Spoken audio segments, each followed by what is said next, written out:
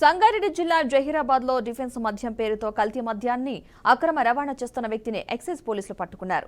జహీరాబాద్ బీదర్ రోడ్డుపై వాహన తనిఖీ చేపట్టి 4.50 లక్షల విలువైన 40 బాటిళ్లను పోలీసులు స్వాధీనం చేసుకున్నారు. కల్తీ మద్యాన్ని హైదరాబాద్ కు అక్రమ రవాణా చేస్తున్న అభిషేక్ పండ్రేను పోలీసులు అదుపులోకి తీసుకున్నారు. వారం రోజుల వ్యవధిలో జహీరాబాద్ బీదర్ రహదారిపై కల్తీ మద్యం పట్టుకోవడం ఇది రెండవసారి.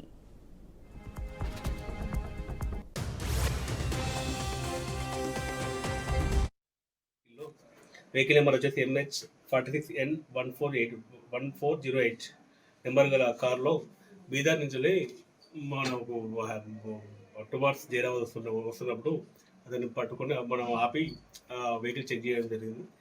అటు దానిలో మనకు 100 పేపర్స్ మన లిక్కర్ బాటిల్స్ అంటే 750 ml లిక్కర్ బాటిల్స్ వచ్చేసి 24, తర్వాత black and white brand liquor bottles వచ్చేసి 750 ml వచ్చేసి మన 20 బాటిల్స్, టోటల్ 44 బాటిల్ మనం సీజ్ చేయడం జరిగింది. ఇటు ఫర్దర్ ఇంకో తర్వాత కార్ని కూడా మనం సీజ్ చేసి మన కేసు నమోదు చేయడం జరిగింది. పార్క్ వెహికల్లో